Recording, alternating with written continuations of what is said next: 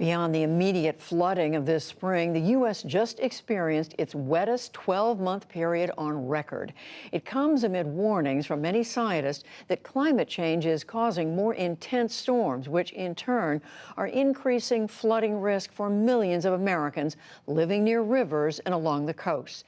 Many communities are now struggling with how to prepare. Special correspondent Kat Wise has our report about a small number of towns that have taken a unique approach to addressing their problem. Midwesterners are no strangers to floods, but this year's record-breaking floods, which have impacted hundreds of communities and cost billions in damages, have caused some to question the wisdom of rebuilding once again in floodplains. A different option is getting new attention: relocating entire towns.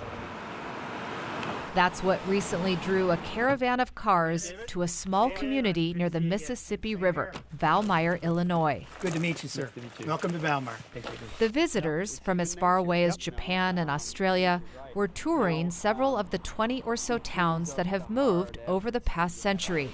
They wanted to hear how the town's former mayor, Dennis Knobloch, had managed to pull off one of the country's most successful relocations. We wanted to be able to annex the relocation site to the original town site to try to retain the original identity. What prompted the town's move was the Great Flood of 1993, which impacted hundreds of Midwest communities and submerged Valmeyer under up to 18 feet of water for more than a month. Today, most of those flooded homes and businesses no longer exist. On the right, this was all residential property. This was some of the later construction in town, very nice, newer homes. There was nothing available as far as any kind of reference information on how to move a town. We actually took it to the people as a vote. And the majority of the residents that were involved said, yeah, we'll help you out. We want to be a part of this.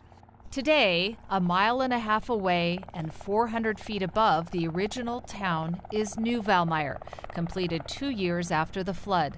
The relocation was made possible by the federal government.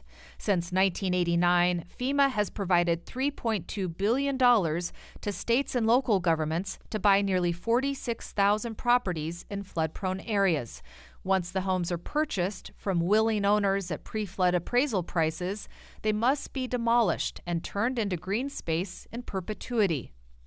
Many move away, but Valmeyer's residents wanted to stay together, so they pooled their buyout money to purchase the town's new land. Valmeyer is really the poster child of floodplain relocation in the U.S., and they get a lot right here. University of California Davis professor Nicholas Pinter was the tour leader. He's a geologist who spent years studying a process known as managed retreat. Instead of building a levee or flood wall around your town, instead giving nature its due, backing away, say we're just going to step away from the river, we're going to step away from flooding, from sea level rise once and for all. When is managed retreat an appropriate strategy? Oftentimes for a small rural community of a couple hundred up to 1,000 or more, it has been cost effective and successful to move them rather than rebuilding. There's many ways by which you evaluate a project like this, but one is simply what FEMA wants to look at. Are they going to pay out more in disasters just by rebuilding in the same spot down in the floodplain again and again and again? So we're going to tag this, and I verify this from the other side. Flood risk modeling done by Pinter and his colleagues has shown millions to tens of millions of dollars in damages, and federally backed insurance claims have been saved because of the moves. This is where the original part of the town was. But he says towns considering relocation should pay attention to some important lessons learned. One persistent failure is our ability to move businesses along with the residents. The U.S. government is willing to invest in moving homeowners, but not invest in moving the businesses within those homeowners' communities. That's a challenge we have to overcome. Another challenge? Retreating from cherished land is not always a popular strategy.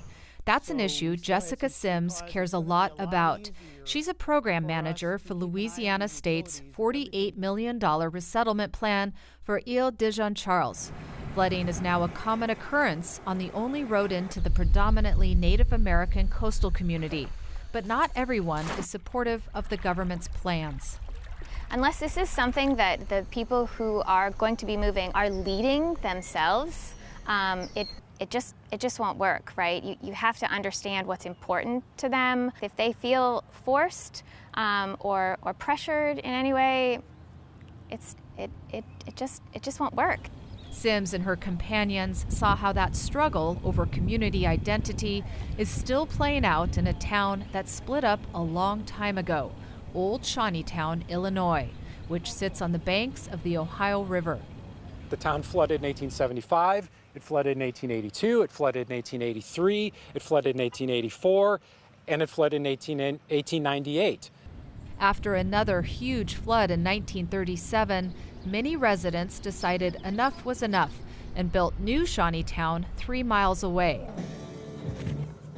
But a small number of Old Town residents have chosen to endure repeated floods rather than move.